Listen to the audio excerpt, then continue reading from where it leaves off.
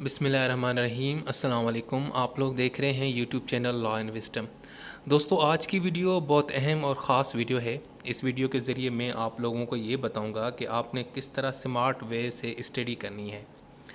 बहुत सारे स्टूडेंट्स को ये प्रॉब्लम यानी कि फेस करना पड़ती है जब एग्ज़ाम्स करीब आते हैं, तो उनको पता नहीं होता कि चीज़ों को तैयार किस तरह करना है, याद किस तरह करना है, मेमोराइज़ किस तरह करना है। क्योंकि आदत नहीं बनी होती, सारा साल पढ़ाई नहीं की होती और आखिरी दिन हो जाते हैं 1-2 माह के अंदर, तो फिर आपको पता है कि किस तरह तैयारी की जाती है और किस तरह शॉर्टकट तरीके से चीज़ों को तैयार किया जाता है। उससे आप एग्ज़ाम तो क्लियर कर लेते हैं, आप पास भी हो जाते हैं, लेकिन आगे चल के इन अ प्रोफेशनल लाइफ आपको बड़े यानी कि प्रॉब्लम फेस करना पड़ते हैं, बड़ी एम्बेरसमेंट फील करना पड़ती है जब आपको कोई चीज़ नहीं आ रही होती। ये जो वीडियो है मैंने बड़े ख़ास बड़ी मेहनत से बनाई है और इसके अंदर मैं आपको साइंटिफिक मेथड बताऊंगा और ये मैंने बड़ी रिसर्च करके कलेक्ट किए हैं कि किस तरह आप जो है ना, जो आप एग्ज़ाम्स की तैयारी कर रहे हैं, चाहे सीएसएस है, पीएमएस है, या जुडिशरी के एग्ज़ाम्स हैं या लॉ के एग्ज़ाम्स हैं, आपने किस तरह स्मार्ट वे से स्टडी करना है और किस तरह चीज़ों को याद रखना है। चलें आज की वीडियो शुरू करते हैं।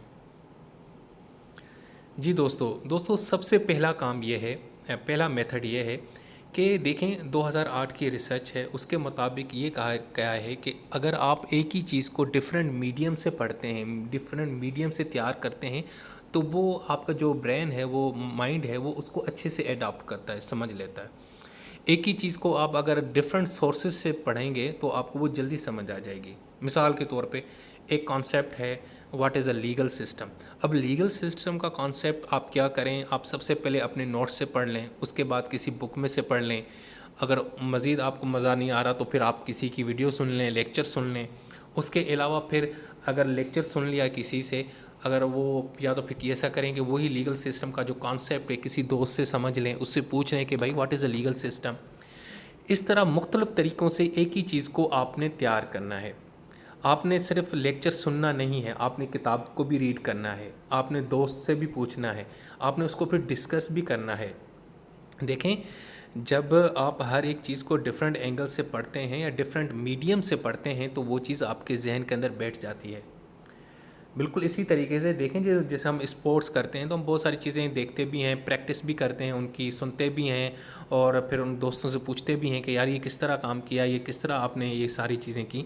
तो इन मुख्तलिफ़ तरीक़ों से एक ही चीज़ को, एक ही सेम इंफॉर्मेशन को जब आप डिफरेंट वेव से पढ़ते हैं या तैयार करते हैं तो वो चीज़ याद रहती है। मिसाल मैं आपको मज़ीद एक एलोब्रेट कर देता हूँ। मिसाल के तौर पे आप पढ़ रहे हैं चाइना का कॉन्स्टिट्यूशन और उसके अंदर अमेंडमेंट। आपको अमेंडमेंट आपने बुक से पढ़ी, समझ नहीं आई, कोई बात नहीं, लेक्चर सुन लें ऑनलाइन। अगर वहाँ से भी समझ नहीं आई तो किसी नोट्स देख लें। अगर वहाँ से भी समझ नहीं आई तो फिर अपने किसी दोस्त से पूछ लें। तो इस तरह करके जब आप एक ही चीज़ को डिफरेंट सोर्सेज या डिफरेंट मीडियम से पढ़ने की कोशिश करते हैं तो वो चीज़ आपके जहन के अंदर बिल्कुल बैठ जाती है। और फिर उसके बाद क्या करना है कि उसको फिर किसी को सुना दिया, किसी को टीच कर दिया। अगर आप समझते हैं कि मेरी कौन बात सुनेगा, मैं किसको सुनाऊँ, तो दीवार के साथ बात करें। नहीं है तो मोबाइल में रिकॉर्ड कर लें, मोबाइल में रिकॉर्ड करके खुद ही सुन लें। और नहीं तो किसी छोटे बहन भाई को सुना लें। या अगर वो भी नहीं होता तो क्लास के जो सबसे नालायक स्टूडेंट हैं, जिनको बेचारों को कोई लिफ्ट नहीं कराता, आप उनके पास चले जाओ और उनको कहो कि यार मैं आप लोगों को तैयारी कराता हूँ, और वही कॉन्सेप्ट जो आपने अभी तैयार किया है डिफरेंट मीडियम से, आप वो उनको सुना दो। तो उससे एक ये चीज़ क्लियर हो जाएगी। ठीक है, पहला तरीका ये है कि आपने एक ही इन्फॉर्मेशन को डिफरेंट वेव से तैयार करना है। ज़रूरी नहीं है कि सिर्फ जो नोट्स देता है टीचर वही पढ़ना है। ये भी ज़रूरी नहीं है कि जो गाइड आप आजकल यूज़ करते हैं एन सीरीज़ की फ़लाँ ये इनको इस्तेमाल करें। नहीं, एक ही चीज़ को डिफरेंट जब बुक से पढ़ते हैं, डिफरेंट सोर्सेज से पढ़ते हैं, तो वो चीज़ एक क्लियर भी हो जाता है कॉन्सेप्ट, और वो चीज़ हमेशा याद रहती है। अच्छा जी, अब दूसरा काम ये करना है, दूसरी टेक्निक ये है कि हो सके तो आप डेली बेसिस पे ना मल्टीपल सब्जेक्ट्स पढ़ा करें। अब बहुत सारे स्टूडेंट क्या करते हैं, एग्ज़ाम्स आते हैं तो जी उन्होंने क्या क्या होता है, मिसाल के तौर पे 10 दिन पढ़े एग्ज़ाम्स के अंदर और आपके 3 सब्जेक्ट है, तो उन्होंने क्या किया था कि जी पहले 3 दिन हम जो है ना कॉन्स्टिट्यूशन पढ़ेंगे, 3 दिन हम पॉलिटिकल साइंस तैयारी करेंगे और 3 दिन हम लीगल सिस्टम तैयार करेंगे। इससे क्या होता है कि आप बोर हो जाते हो, आपका माइंड थक जाता है। जब सेम इन्फॉर्मेशन सेम चीज़ उसको मिलती है पढ़ने के लिए तो वो बोर होता है। हाँ, ये तब आपने अप्लाई करना है जब आप बोर होते हैं। अगर आप बोर नहीं हो रहे तो फिर तो ठीक है, आप कंटिन्यू करें। लेकिन अगर आप बोर हो रहे हैं तो उसका एक तरीका है, उसका तरीका ये है कि एक दिन के अंदर 2 से 3 सब्जेक्ट्स तैयार करें। मिसाल के तौर पे जब हम सी एस एस और पी एम एस की तैयारी करते थे तो हम सुबह के टाइम क्या करते थे, अर्ली मॉर्निंग सबसे पहले हम इंग्लिश पढ़ते थे, इंग्लिश ऐसे की तैयारी करते थे। उसके बाद 2 घंटों के बाद फिर एवरीडे साइंस तैयार करते थे। उसके बाद फिर दोपहर और असर के दरमियान हम जो है ना पाक स्टडी तैयार करते थे। एंड फिर असर से लेकर इशा तक हम कोई ऑप्शनल सब्जेक्ट को तैयार करते थे। तो इससे ये होता था कि एक ही दिन हम 3 से 4 सब्जेक्ट्स पढ़ते थे, जिससे वो चीज़ें हमें बोर नहीं होती थी और हम फ्रेश फील करते थे। ऐसे बाज़ औक़ात बड़ी मर्तबा होता है कि आप एक ही चीज़ को जब बार बार तैयार करते हो तो फिर आप बोर हो जाते हो। या फिर अल्टरनेटिव दिन रखें, 7 दिन हैं तो सातों दिन डिफरेंट सब्जेक्ट्स पढ़ें। पहले दिन आपने एक सब्जेक्ट तैयार किया, दूसरे दिन 2 किया, इस तरह काम करें। तो उससे भी ये हो जाता है कि आपका माइंड जो है ना फ्रेश रहता है। एक चीज़ याद रखिएगा दोस्तों, आपका जो माइंड है वो कभी थकता नहीं है। हाँ, वो ये हो जाता है कि वो एक किस्म की चीज़ देख देख के बोर ज़रूर हो जाता है, लेकिन वो ना सोता है और नहीं थकता है। आपका माइंड उस दिन काम करना छोड़ देता है जब आपकी डेथ हो जाती है। सो माइंड तब फ्रेश रहता है जब वो हर दफ़ा नई चीज़ देखता है, डिफरेंट चीज़ देखता है। जब आप डिफरेंट चीज़ें हर रोज़ सीखते हैं या पढ़ते हैं तो माइंड फ्रेश रहता है और माइंड आपको रिस्पॉन्ड करता है और आपको खुश रखता है। तो दूसरा तरीका ये है कि कोशिश या करें कि एक दिन के अंदर मल्टीपल सब्जेक्ट पढ़ें, 2 पढ़ लें, 3 पढ़ लें, लेकिन ऐसा ना करें कि आप कंटिन्यूसली एक ही हफ्ता एक ही सब्जेक्ट पढ़ें, तो फिर आप बोर हो जाते हैं। फिर आपको टेंशन भी होती है कि यार वो सब्जेक्ट भी तो पढ़ना है ना, अभी वो भी शुरू नहीं किया। लेकिन जब आप एक ही दिन पे 2 या 3 सब्जेक्ट्स को लेके चलते हैं कि सुबह का टाइम ये है, मिसाल के तौर पर सुबह 6 बजे उठे, 12 बजे तक एक सब्जेक्ट को तैयार किया, मतलब एक टाइम रखें ना अपने साथ, 12 बजे से लेकर शाम 6 बजे तक मैंने ये तैयार करना है और 6 बजे के बाद मैंने रेस्ट करना है, आराम करना है, चिल करना है, मूवी देखनी है। इस तरह बनाए तो उससे ये होता है कि एक सेटिस्फिकेशन होती है कि एट अ टाइम आप 2 सब्जेक्ट्स को लेके चल रहे हो। और ये जो आपके अंदर सोच आती है ना कि यार मैंने तो अभी कुछ तैयार भी नहीं किया, अभी तो इतने सब्जेक्ट्स रहते हैं, तो आप ना यानी प्रेशर के अंदर आ जाते हैं, एंग्जाइटी बढ़ जाती है और जो तैयार कर रहे होते हैं वो भी तैयार नहीं हो रहा होता। ठीक है, सो ये है दूसरा तरीका। उसके अलावा जी, आपने जो चीज़ तैयार की है, पढ़ी है, जो याद किया है, उसको बार बार देखा करें, क्रेम ना किया करें, क्रेमिंग नहीं करनी। मैं अब उसको आपको तरीका बताता हूँ। देखें, मिसाल के तौर पे आपने एक कॉन्सेप्ट तैयार किया, मिसाल के तौर पे the source of legal system, ठीक है। अब आपने तैयार किया, अब आपका आज का दिन आपने वो तैयार किया। अब सुबह आपने पढ़ना है डिफरेंट क्या कहते हैं, different legal system in the world, आपने वो कॉन्सेप्ट तैयार करना है। तो अब आपने करना क्या है कि जो कॉन्सेप्ट आपने पहले पढ़ा है पहले उसको देख लो, उसको 5 मिनट लो कि यार मैंने जो कल सब्जेक्ट पढ़ा था मैं उसको एक दफ़ा रिव्यू कर लूँ। उसको रिव्यू कर लिया, फिर उसके बाद फिर वो आपने नया कॉन्सेप्ट तैयार किया। फिर वही जब आपका दिन एंड हो ना, तो आपने जो कॉन्सेप्ट 2 तैयार कर लिए उनको दोबारा रिव्यू करके देख के फिर सो जाएं। और जब सुबह उठना है तो पहले रिव्यू करना है, फिर अपना नेक्स्ट सब्जेक्ट तैयार करना है या नेक्स्ट कॉन्सेप्ट है उसको तैयार करना है। हमारे स्टूडेंट्स या दोस्त ये सबसे गलती करते हैं कि वो क्या करते हैं, डेली एक कॉन्सेप्ट पढ़ते हैं। मिसाल के तौर पे आज उन्होंने पढ़ लिया कि different legal system in the world, ठीक है। नेक्स्ट डे पे जनाब वो पढ़ लिया द बिल्डिंग ब्लॉक्स या ग्लोबल लीगल सिस्टम के फीचर्स क्या हैं। तो वो डेली एक एक पढ़ते हैं, 7 दिन के अंदर 7 सब्जेक्ट पढ़ते हैं। लेकिन अगर उनसे पूछो ना जी पहला कौन सा टॉपिक तैयार किया था, वो उनको याद नहीं रहता। वो कहते हैं यार मुझे एक दफ़ा देखने थे, मुझे याद आ जाएगा। ऐसा नहीं करना आपने। मिसाल के अगर आज आप एक कॉन्सेप्ट पढ़ रहे हैं तो सुबह फिर आपने नया कॉन्सेप्ट तैयार करने से पहले उसको एक दफ़ा रिव्यू करना है। और जितना बार बार रिव्यू करेंगे उतना आपको फ़ायदा होगा। मैं आपको अपना एग्जांपल देता हूँ। मैं क्या करता था, मिसाल के तौर पे एवरीडे साइंस के कॉन्सेप्ट होते थे, वो बहुत मुश्किल होते हैं, आपको पता है, टेक्निकल सब्जेक्ट होते हैं, फिज़िक्स, केमिस्ट्री, बायो।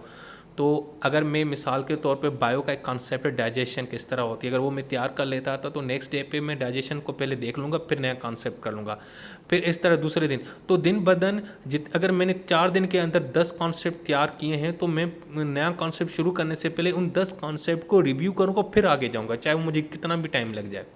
उससे ये हो जाती है कि ये सारी की सारी जो चीज़ें आपने तैयार की होती हैं ना, वो असेंबल हो जाती हैं, वो कंपाइल हो जाती हैं आपके माइंड के, और आपके माइंड के अंदर रहती हैं। मज़ीद आप इस स्लाइड के अंदर देख सकते हैं कि आप अपने तरीके से भी कर सकते हैं। यानी कि एक दिन आपने न्यू इन्फॉर्मेशन पढ़ी, दूसरे दिन के बाद फिर उसको रिव्यू कर लिया, तीसरे दिन दोबारा रिव्यू किया। इस तरह भी कर सकते हैं कि 2 दिन के बाद जो आपने 2 कॉन्सेप्ट पहले तैयार किए थे वो दोबारा रिव्यू कर लें। चीज़ों को जितना रिव्यू करते हैं ना आप, वो आपको याद रहता है। आप सर बहुत सारे लोग वेब सीरीज़ देखते होंगे, ड्रामास देखते होंगे टीवीज़ के ऊपर, तो वो क्या करते हैं कि वो एक रीकैप चलाते हैं, वो आपको सारा पहले रीकैप देते हैं कि जी पिछली लास्ट एपिसोड में क्या हुआ था। वो इसलिए देते हैं ताकि आपको याद आ जाए कि हुआ क्या था, फिर आप जब नई एपिसोड देखते हैं तो आपको मज़ा आता है। तो बिल्कुल आपने इस तरह करना है बच्चे। अगर आपने कोई कॉन्सेप्ट तैयार किया है तो पहले उसको अच्छे से, नया कॉन्सेप्ट तैयार करने से पहले को रिव्यू करना है और ये बढ़ाते रहना है। ऐसे नहीं है कि सिर्फ एक एक रिव्यू करना है। अगर आपने 4 टॉपिक तैयार कर लिए तो चारों को पहले रिव्यू करो, फिर 5वां पढ़ो, फिर नेक्स्ट डे पे 5 को रिव्यू करो, 6ठा तैयार करो, और नेक्स्ट डे पे 7वां तैयार करो तो 6 को रिव्यू करो। ठीक है। और ये मैं आपको अपनी तरफ से कुछ भी नहीं बता रहा बेटे, ये एक रिसर्च है, ये आप गूगल पे जाके इसको कंफर्म भी कर सकते हो। इसके अलावा जी एक ये है कि अगर आप अभी तो आजकल कोविड है, एग्ज़ाम हो रहे हैं, लेकिन अगर आप क्लास के अंदर जब कोविड लॉकडाउन ख़त्म होगा इंशाल्लाह, और फिर जब आपकी क्लासेस होंगे तो ज़्यादातर कोशिश क्या करें कि फ़्रंट रो पे बैठा करें, क्योंकि 1988 और 1982 के अंदर जो रिसर्च है उसके मुताबिक जो फ़्रंट रो पे बच्चे बैठते हैं उनको 80% उनके चांसेस होते हैं कि उनके कॉन्सेप्ट भी क्लियर होते हैं और वो एग्ज़ाम के अंदर अच्छा परफॉर्म करते हैं। सो इसको तो आप वैसे भी आप रखें, आप पीछे जितना बैठेंगे शोर होगा, हंगामा होगा और आप हरकतें करते रहेंगे तो कोई फोकस नहीं होगा। जो चीज़ें आपको मसला ये होता है कि हमारे साथ बहुत सारे स्टूडेंट कहते हैं कि जी हम पढ़ लेंगे, बाद में किसी से समझ लेंगे, ऑनलाइन पढ़ लेते हैं, लेकिन एक्चुअली फिर आपको टाइम लगता है, आपको मेहनत करनी पड़ती है, आपको टेंशन पड़नी पड़ती है। एक दिन के अंदर आप सारा किताब पढ़ते हैं, सारे नोट्स एक दिन में तैयार करते हैं, तो जी वो कोई समझदारी की बात नहीं है। मज़ा तब है जब आप चीज़ों को साथ साथ पैरेलल लेके चलते रहते हैं। उससे ये होता है कि वो चीज़ आपको फिर लाइफ टाइम याद रहती हैं। वो एक दिन के अंदर तैयारी करके पेपर देना, it is not a big achievement, और ये मामूली सी बात है। आजकल सब स्टूडेंट ऐसे कर रहे होते हैं, लेकिन उसका नुकसान ये होता है कि आपसे जब पूछा जाता है तो आपको बताना है, आप बता नहीं सकते, क्योंकि देखें आप ये शॉर्टकट है, शॉर्टकट में कभी भी आप बेहतर नहीं हो सकते। आप वक्ती तौर पे कामयाब भी हो सकते हैं, एग्ज़ाम पास भी कर सकते हैं, लेकिन उसके अंदर आपकी इम्प्रूवमेंट नहीं आएगी। इसके अलावा जी डोंट मल्टीटास्क, यानी कि अगर आप स्टडी कर रहे हैं तो सिर्फ स्टडी करें, कुछ और काम ना करें। हमारे यहाँ आजकल स्टूडेंट क्या करते हैं, साथ में पढ़ भी रहे होते हैं, साथ में चैटिंग भी कर रहे होते हैं, व्हाट्सअप चल रहा है, स्टेटस लगा रहे हैं, दोस्तों को भेज रहे हैं, म्यूज़िक सुन रहे हैं, एक मीम देखते हैं फेसबुक के ऊपर तो जनाब वो देखते जाते हैं। एक देखना होता है मीम, उन्होंने को 10 मीम्स देख लेते हैं और 1 घंटा गुजर जाता है, फिर कहते हैं अब तो मैं थक चुका हूँ, अब मैं नेक्स्ट डे शुरू करूँगा, फिर दोबारा बैठेंगे, फिर वही मामला होगा। सो बच्चों इस तरह आपने नहीं करना। अपने आप को, इससे ये होता है कि आपकी जो प्रोडक्टिविटी होती है उसके ऊपर असर पड़ता है। अपना मोबाइल बंद करें, 15 मिनट के लिए पढ़ाई करनी है तो 15 मिनट के लिए अपने मोबाइल को साइलेंट कर लें, आप कुछ कर लें, बंद करके रख दें, या उसका जो इंटरनेट ऑफ कर लें, डिस्कनेक्ट कर दें मोबाइल डाटा, और सिर्फ उस चीज़ के ऊपर फोकस करें, तो वो चीज़ फिर आपको जल्दी पिक भी हो जाएगी। लेकिन आप साथ खा भी रहे हैं, चिप्स भी खा रहे हैं और साथ में 1-2 बुक्स भी पढ़ रहे हैं, इससे कभी पढ़ाई नहीं होती, इससे आपका नुकसान होता है। इसीलिए बच्चा जहाँ पे वो फ्री होगा कि 1 घंटे के अंदर वो तैयार चीज़ करेंगे, अगर आप 5 मिनट उसको अच्छे से देंगे कंसंट्रेशन के साथ तो वो 5 मिनट में तैयार हो जाएगी आपकी। ठीक है। इसके अलावा बेटा जो चीज़ आप पढ़ रहे हो फिर उसको सिंप्लीफाई करो, उसको याद रखा करो, उसके शॉर्टकट बनाया करो, एक्रोनम्स बनाया करो। मिसाल के तौर पे अब लीगल सिस्टम है दुनिया के बड़े बड़े, जैसे सिविल, कॉमन, इसके अलावा हाइब्रिड, इस्लामिक, सोशल।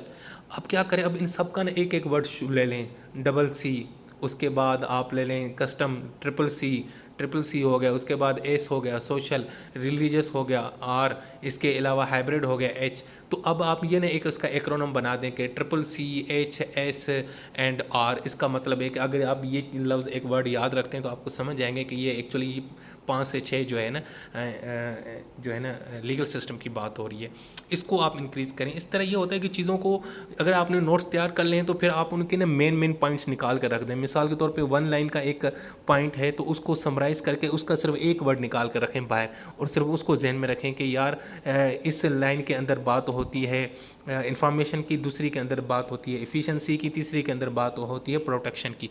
इस तरह फिर आपने वो एक पूरी लाइन याद करने के बजाय उसमें से कोई एक वर्ड है उसको पिक करके जहन में रख लें कि यार अगर इस लाइन में से अगर ये वर्ड मैं जहन में रख लूँगा तो वो मुझे पूरी की पूरी जो लाइन है वो समझ आ जाएगी और मुझे पता है कि मैंने क्या लिखना है। इस तरह एक तैयार करें। इसके अलावा बेटा कोशिश क्या करें, अपने जो नोट्स हैं वो हाथ से लिखा करें। साइंटिस्ट रिकमेंड करते हैं कि जितना आप जो है ना अपने हाथ से कोई चीज़ लिखते हैं वो ज़्यादा याद रहती है। देखें, ये अपने हाथ से लिखना या लैपटॉप पे लिखना, उसमें ज़मीन आसमान का फ़र्क है। जब आप अपने हाथ से लिखते हैं तो वो चीज़ आपको याद भी रहती है, क्योंकि वो एक पूरी की पूरी एनर्जी ट्रैवल करती है और आपका माइंड उसके साथ अटैच्ड होता है। क्योंकि आपके एग्ज़ाम जो होते हैं वो फिजिकल होते हैं, आपने ज़ाहिर बात है आपने लेंथी क्वेश्चन अटैम्प्ट करने होते हैं या एमसीक्यूज करने होते हैं, लेकिन जब एग्ज़ाम के अंदर बैठते हैं तो आपके हाथ कांप रहे होते हैं, क्योंकि आपको रिटन की प्रैक्टिस नहीं होती। मैं अक्सर अपने स्टूडेंट्स को कहता हूँ जो सीएसएस और पीएमएस की प्रिपरेशन करते हैं, मैं उनको कहता हूँ कि CSS is all about the art of writing. अगर आपको लिखना आता है, आपको एक्सप्रेस करना आता है, तो आप सीएसएस में आराम से पास हो सकते हैं, एग्जाम्स के अंदर क्वालिफाई कर सकते हैं। उसको लिखने की आदत डालें, ये प्रैक्टिस है। ये इस तरह, ये जिस तरह एक गाड़ी चलाना है, जिस तरह से एक कोई मशीन को रन अप करना है या लैपटॉप को इस्तेमाल करना है या मोबाइल को, तो लिखना भी बिल्कुल इस तरह है। इसकी जितनी प्रैक्टिस करेंगे, जितने अपने हाथ से चीज़ों को नोट करेंगे, याद रखेंगे, उतना आपके लिए फ़ायदा है। इसके अलावा एक और रिसर्च कहती है यूनिवर्सिटी ऑफ चिकागो की, कि जितना हो सके एग्ज़ाम्स के दिनों में, सारी बात है क्योंकि सारा साल पढ़ाई की नहीं होती, और जब कॉलेज और स्कूल ओपन होता है तब भी हल्ला गुला होता है, शोर शराबा होता है, मस्ती की जाती है दोस्तों के साथ, तो फिर आखिरी दिनों में ना आप स्ट्रेस में आ जाते हैं। स्ट्रेस में ये होता है कि आपका पूरा का पूरा जो सिस्टम है ना वो हिल जाता है और आप ट्रिप कर जाते हैं या आप बीमार पड़ जाते हैं, और प्रेशर में आके आपसे कोई चीज़ याद भी नहीं होती। फिर आप शॉर्टकट ढूंढते हैं, आप कॉपी करने के चक्कर में होते हैं, या फिर आप पैसे लगाने के चक्कर में करप्शन करते हैं। ठीक है ना, ये सारी हकीकत है। आप इस तरह ही करते हैं, आउटसोर्स करते हैं, लोगों को अप्रोच करते हैं और इस तरह कुछ करते हैं, या फिर आप टीचर्स को जो है ना उनके आगे पीछे घूमते रहते हैं कि सर हमें पास कर दीजिएगा, मैं ठीक है।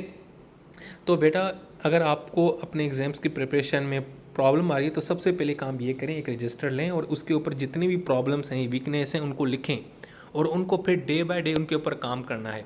साइकोलॉजिस्ट किटी केलियन वो तो कहती हैं कि जो बच्चे एग्ज़ाम से पहले चीज़ों को लिखते हैं, नोट करते हैं कि जी मेरी ये प्रॉब्लम है, तो फिर वो ज़्यादा जो है ना बेटर जो है परफॉर्म करते हैं। उससे लिखने से होता ये है कि आप एक्चुअली अपनी नेगेटिव एनर्जी को रिलीज़ कर रहे होते हैं। किसी को बताने से बेहतर, अब किसी को भी बताएं, अगर दोस्त को बताएं तो अगला दोस्त भी नेगेटिव हो, आप जैसा ही हो, वो तो आपको मायूस कर लेगा कि जी दे आपसे तो कुछ भी नहीं होगा। तो उससे बेहतर ये कि वो लिख लें किसी पेज के ऊपर और वन बाय वन उसके ऊपर काम करें, लिखें, अपने साथ बात करें, अपने साथ खुद कलामी किया करें। ठीक है, जब आप अपने साथ एक्सप्रेस होते हैं, आप अपने आप से बातें करते हैं, तो बहुत सारी चीज़ें क्लियर हो जाती हैं, क्योंकि इंसान का सबसे बड़ा जो दोस्त होता है वो उसकी उसकी खुद की शख्सियत होती है। सो बेहतर कोशिश यह करें कि अगर एग्ज़ाम्स के दौरान उनसे पहले आप जितनी भी आपके इश्यूज़ हैं, जो यार ये मैंने सब्जेक्ट तैयार करना है, मैं वो सारा का सारा अपने करें। हमारे यहाँ दोस्त होते थे, मुझे एक दोस्त की याद आती है कि वो एग्ज़ाम्स के दौरान क्या करता, हम जब नमाज़ पढ़ने जा रहे होते थे, वो खुद के साथ ना बड़बड़ कर रहा होता था। मैं पूछता था कि यार ये तुम क्या कर रहे हो? कह रहे यार मैं अपने साथ बात करता हूँ कि आज मैंने ये तैयार किया, सुबह मैंने ये तैयार करना, मुझे उस सब्जेक्ट के अंदर मुश्किल आ रही है, वो मैंने उस दोस्त से पूछना है या उस टीचर से तैयार करना है। तो वो कहते हैं इससे चीज़ें मेरी बड़ी हमेशा मुझे याद रहती हैं और मैं बड़ा एक्टिव रहता हूँ और मेरी वो चीज़ें हो भी जाती हैं। तो मतलब वो जहन में जो चीज़ें चल रही हैं उनको आप रिटन फॉर्म में ले आओ या किसी से बात करके एक्सप्रेस कर लो। ठीक है, इसके अलावा अपने आप को टेस्ट किया करें बेटा। आपने अगर 3 दिन 4 चैप्टर तैयार किए हैं तो चौथे दिन अपना एग्ज़ाम लें, खुद ही आप बैठे बैठे हो, आप खुद से सवाल करो, हाँ जी what is a legal system, legal system की डेफिनेशन बताओ जी, पूछें। अच्छा जी, आगे पूछें कि जी अल्टरनेटिव डिस्प्यूट रेजोल्यूशन क्या है, ये पूछें अपने आप से। ठीक है, कॉमन लॉ क्या है, सिविल लीगल सिस्टम क्या है, इन दोनों के डिफरेंस क्या है, अपने आप से पूछें बगैर बुक देखे कि यार लीगल से सिविल और कॉमन लीगल सिस्टम के अंदर डिफरेंस क्या है, सिविल लीगल सिस्टम की हिस्ट्री क्या है, कॉमन लीगल सिस्टम की हिस्ट्री क्या है, इनके सोर्सेज क्या है। खुद से बात करें, खुद से बात करेंगे ना तो वो चीज़ें आस्ते आस्ते रिकॉल होंगी। इस तरह ये होगा कि आप अपने आप को एक टेस्ट भी कर रहे होते हैं और आपको पता चल जाता है कि मैं कितना यानी कि पानी के अंदर हूँ। और फिर अगर आपको कोई चीज़ भूलती है तो फिर आप वो बुक खोल के देख लेते हैं और फिर वो आपको दोबारा हमेशा के लिए याद रहती है। सो हो सके 2 या 3 दिन के लिए अपना टेस्ट लिया करें, खुद से प्रिपरेशन किया करें, या ऐसे क्या करें कोई ना रफ पेजेस के ऊपर ना वो जो क्वेश्चन याद किए होते हैं ना उनको लिखा करें। ये ना किया, लेकिन हो सके तो 1-2 दिन के बाद किया करें। ये ना क्या करें कि अभी 5 मिनट पहले एक कॉन्सेप्ट को तैयार किया, बुक बंद की और लिखना शुरू करके। ये तो फिर कोई भी कर सकता है। जब आपका एग्ज़ाम होता है, पेपर होता है, तो आपका पता है ना कि आप सुबह के बाद जब जैसे मतलब रात को तैयारी की होती है, फिर सुबह उठते हैं, नाश्ता करते हैं, फिर तो टाइम ख़त्म हो जाता है। फिर यानी कि तकरीबन 5-6 घंटे 7 घंटे के बाद, अगर आप रात को सोते हैं तो 8-9 घंटे के बाद आप लिखते हैं। तो ये इसकी आदत ये डालनी है कि आपने एक चीज़ को अगर सुबह पढ़ा है तो फिर परसों सुबह के टाइम उसको लिखना है। ये नहीं है कि जी वो 1 घंटा पहले उसको पढ़ के ये बुक को उल्टा करके रख दिया और लिखना शुरू किया। ऐसा बिल्कुल नहीं करना। ठीक है, अपने आप को टेस्ट करना है, उससे पता चल जाएगा कि आपकी प्रिपरेशन कितनी है, आपको चीज़ें याद रहती हैं कि नहीं रहती हैं। इसके अलावा अपनी चीज़ों को कनेक्ट किया करें, इसको बोलते हैं कंडीशन। साइकोलॉजी के अंदर एक थ्योरी है जिसके अंदर ये कहा जाता है कि आप कोई भी चीज़ पढ़ते हैं, याद करते हैं, समझते हैं, उसको किसी के साथ कनेक्ट किया करें। मिसाल के तौर पे अगर सिविल लीगल सिस्टम की बात आती है तो रोमन एम्पायर के साथ कनेक्ट कर दें कि रोमन एम्पायर की हिस्ट्री वगैरह, इस तरह की चीज़ें उनको कनेक्ट किया करें। हम मिसाल के तौर पे हम जब पढ़ते थे इलेक्ट्रॉन प्रोटॉन न्यूट्रॉन क्या होते हैं, तो फिर इलेक्ट्रॉन प्रोटॉन को हम कनेक्ट करते थे। मिसाल तौर पे कि न्यूक्लियस के अंदर न्यूट्रॉन होता है, प्रोटॉन भी उसके साथ होता है, और इलेक्ट्रॉन जो है चौकीदार है, वो बाहर चक्कर मार रहा होता है। तो इससे हमें याद रहेगा कि इलेक्ट्रॉन चौकीदार है और उसको हमने चौकीदार के साथ कनेक्ट कर लिया। मतलब चीज़ों को ना कनेक्ट करें मुख्तलिफ चीज़ों के साथ। ये भी रिसर्च बेस्ड है। एक बुक है मार्क एक्रेनल की, उन्होंने अपनी बुक के अंदर ये लिखा है कि जब आप चीज़ों को कनेक्ट करना शुरू कर देते हैं, किसी के साथ रिलेट कर सकते हैं, तो वो चीज़ें फिर आपको याद रहती हैं। और एक और तरीका भी है, मिसाल के तौर पे आपने पहले सिविल लीगल सिस्टम का कॉन्सेप्ट क्लियर किया, उसके बाद फिर आपने कॉमन लीगल सिस्टम पढ़ा। अब आप करें कि यार सिविल और कॉमन के अंदर फ़र्क क्या निकला। सिविल में भी वही बात है, मतलब अपने चीज़ों को कंपेयर करना शुरू किया करें। आप अगर कोई चीज़ पढ़ते हैं अल्टरनेटिव डिस्प्यूट वो क्या है, और जी उसके अलावा आप नेचुरल जस्टिस क्या है, नेचुरल जस्टिस के जो 2 पॉइंट्स हैं न्यूमा जुडेक्स और कोजा सुवा, और ये सारी चीज़ें इनके अंदर फ़र्क क्या है, मतलब इन चीज़ों को आपस में जब कंपेयर करते रहते हैं ना मुख्तलिफ़ चीज़ों को, तो फिर वो मज़ीद चीज़ें आपके जहन में बैठ जाती हैं और उनको कनेक्ट किया करें। हम तो अक्सर ऐसे होता था कि बहुत सारे नाम जो होते थे, जो टेक्निकल वर्ड्स होते हैं जिस तरह बायोलॉजी के, तो वो हम ना दोस्तों के नाम पर रख देते थे। मिसाल के तौर पे अब मुझे इस जहन में याद नहीं आ रहे, लेकिन मिसाल जो मेंढक का एक बायोलॉजिकल नेम था, वो हमने एक दोस्त था बल्कि जो श्रीलंका का एक पुराना कैप्टन था राणा टुंगा, उसके साथ जोड़ दिया था, क्योंकि उसका भी राणा टाइगराना नाम था मेंढक का जो बायोलॉजिकल नाम है। मुझे एग्जैक्ट याद नहीं है, आई एम सॉरी अगर मैं उसको गलत कह रहा हूँ, गलत प्रोनाउंस कर रहा हूँ, लेकिन इस तरह होता था नाम, तो हम राणा टुंगा के साथ उसको कंपेयर कर देते जो राणा टुंगा उस तरह, तो मतलब इस तरह चीज़ें याद रहती हैं। ठीक है। इसके अलावा हो सके तो तन्हाई के अंदर चीज़ों को लाउडली पढ़ा करें, ज़ोर से पढ़ा करें। उससे ये होता है जब आप लाउडली बड़े ज़ोर से चीज़ों को पढ़ते हैं या रिपीट करते हैं, याद करते हैं, तो वही इन्फॉर्मेशन आपके कानों में दोबारा पड़ती है, तो आपको वो चीज़ मज़ीद पुख्ता हो जाती है।